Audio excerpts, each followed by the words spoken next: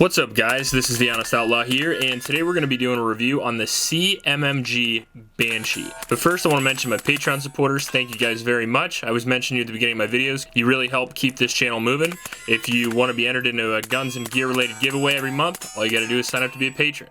Also, want to mention ammo.com. They'll leave a link in the description below for $20 off an order of $200. And for my Instagram, because in the next couple of months, we'll be giving away another Ontario Rat 3 to a lucky Instagram CMMG Banshee. Well, it is, in my case, a 9mm pistol caliber carbine. However, it comes in several other calibers like 45, 300 blackout, and I believe 5.7. And this is what I would consider a premium 9mm AR-15, and it has a price to match, which we'll talk about in a little bit.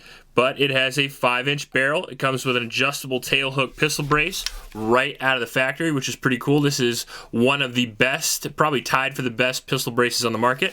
As you can see here, this is a legal pistol. You can buy this right out of the store. No SBR tax stamp, which is pretty awesome because of that brace instead of a stock. However, with the 5-inch barrel, you can't have a vertical grip or anything like that, but I would maybe suggest some sort of hand stop. As you can see on mine, I have added the Omega 9K from Silencer Co., my favorite silencer for pistol caliber carbines. Very lightweight, very quiet. And I added a Hollow Sun red dot as well. Very reliable, very durable. Aim point quality for about $200 less. Probably not bomb proof, but it has a really awesome reticle. I have a review on it. And as you can see, this takes Glock mags. And I don't even think I'd buy a pistol caliber carbine that doesn't take Glock mags because I'm kind of a Glock guy. I have a lot of them, and I have maybe 50 Glock magazines. So not having to buy magazines, just having stuff readily available is pretty awesome. So this is the 33 rounder, but we'll also take the 17 round magazines and the 15 round magazines from the Glock 17 and 19. So that's pretty awesome. Comes with an ambidextrous charging handle, as you see there.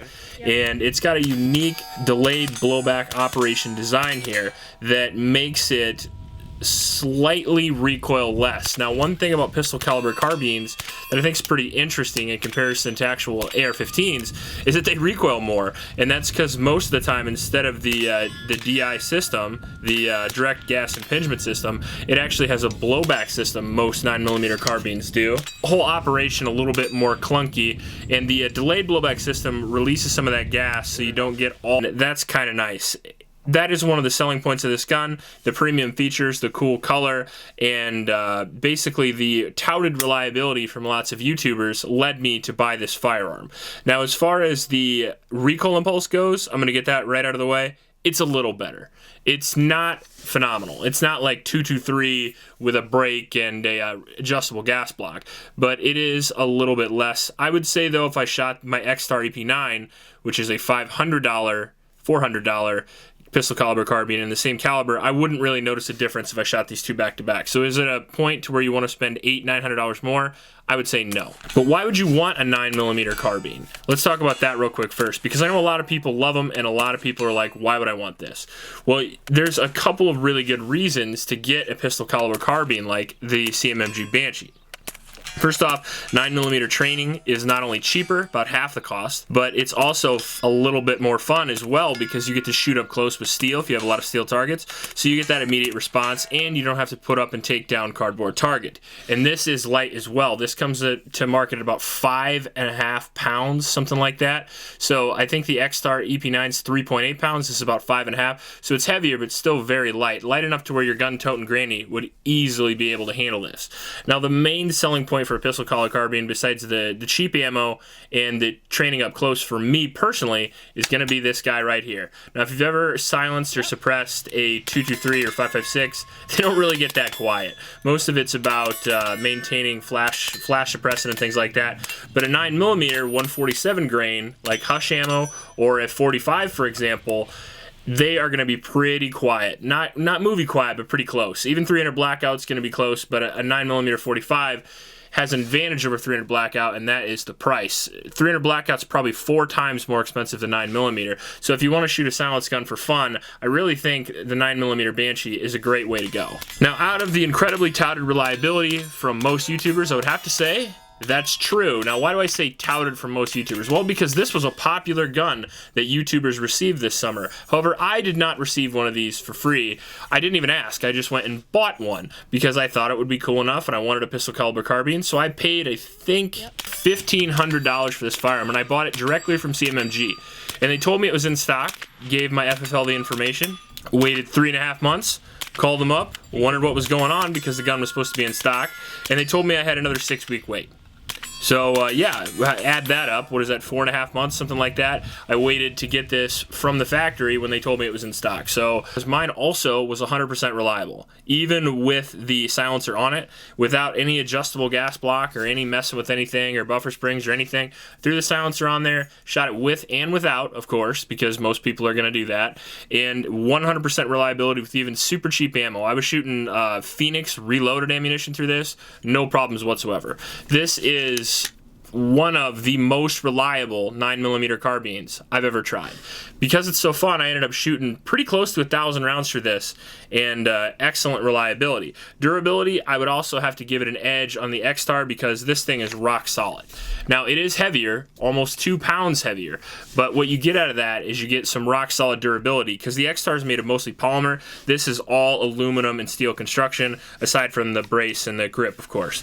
But the rifle itself is all pretty rock solid, very durable, and it comes with some very high quality parts. Now, some unique features on it is this weird mag release, which you think would be easy to get to because of the size of it, but for some reason my finger is just a little bit too long for it, and I would always press right here, and I would never be able to actually eject the mag. So that's one thing I didn't like about it, although I think most people will really like that, the fact that it's just a little bit closer and the paddle is much wider. Another thing that I liked about it was the Ambidextrous charging handle, as you see there. That is pretty cool and pretty big as well, even bigger than something like you would see on a BCM. I gotta mention the small size, the 5-inch. Why would you get the 5-inch Banshee? Because, one, I wanted it because I wanted the shortest possible barrel because I knew I was going to put a 6-inch silencer on it anyway. So that ends up being around 11 inches. Problem I find with the length, the 5-inch, is that I'm a big guy. 5 inches is almost too short for me. Without a vertical grip, like, you know, MP5K with the vertical grip coming down, I had a real problem finding real estate to actually hold on to this guy. And as you can see right here, it takes up the entire rail. So there's a reason why there's no lights or lasers or front sight or anything on, because I don't have any room for them. Like, that's honest. I was thinking about putting a rail out in front here and running it past my silencer because there's nothing here to blow stuff into it. There's no brake here or anything. But I ended up not doing that and just running it like this. For a while there, I was running it like this, like your standard magwell grip. The problem I had was I kept inching my fingers closer and closer to the ejection port, and that'll burn you every once in a while. I'll actually put a picture on my Instagram, so if you go on there, you can check that out. The trigger, pretty awesome, I have to admit, and the gun itself is pretty accurate. Although I didn't do like rifle accuracy testing, I was just shooting 6-inch plates at 100 yards. If a pistol caliber carbine can shoot 6-inch plates at 100 yards, that's accurate enough for me. And as you can see here, it almost comes completely with ambi controls. You got your ambi charging handle, you got your ambi safety selector. The trigger is really, really good. You even have not a QD rear end plate, but something there for you to hook on the Magpul MS3 or something like that. What are the pros of this? What would make you buy this over something like an X-Star? Well, it looks cooler, that's for sure. It comes with premium features like the tail hook, which I really like right from the factory. This is a significantly better brace than what comes with the X-Star. The recoil impulse is slightly better as well, and they do offer these pistols in like 10.5, 11.5, 14, so you can get these in whatever barrel length that you choose. I assume that the uppers are interchangeable as well, although they did tell me the certain parts on this were proprietary and they wouldn't work with other, like you couldn't put a regular standard blowback 9mm barrel on here, because that's originally what I was going to do. I was just going to build another upper and put it on the lower, but you can't do that because of the delayed blowback system. So that's one thing you're going to have to look out for. If you're going to buy this and start tinkering with it, you're probably going to have to use CMMG parts. Although I think this is slightly better than the X-Star EP9 and maybe a couple of other budget-minded 9mm carbines I've tried, is it worth the drastic price of $1,500? I don't know. To me, maybe not. If I wouldn't have had the $400 pretty excellent X-Star before this, maybe I would have been slightly more excited, but this gun does maybe just a little bit more and definitely looks cooler, but the X-Star functions the same for $900 to $1,100 less. That's $1,100 I could put into another 1911, or I could buy another AR-15 with, or, you know, that's 2/3 of the way to MP5 clone that I'm looking at. So is it worth it to you? Maybe if it's like your only gun and this is your apartment gun and you were worried about overpenetration, yeah, that it could be a good deal there. If it was your only 9mm training gun, or if you bought an 11-inch one of these for a pistol caliber carbine match, I could definitely see it. In my future, I think I might be selling this to probably buy a slightly longer version of this to use for carbine matches. But as far as the 5-inch goes, I think it was a good idea. I think it's a cool design, but I think I actually expected a little bit more. If you like this video, please like and subscribe. Please help out your local homeless shelters, and remember to recycle. I'll check you later. I got him. Oh, it finally fell over? Yeah, it finally fell over. Oh my god, that's funny.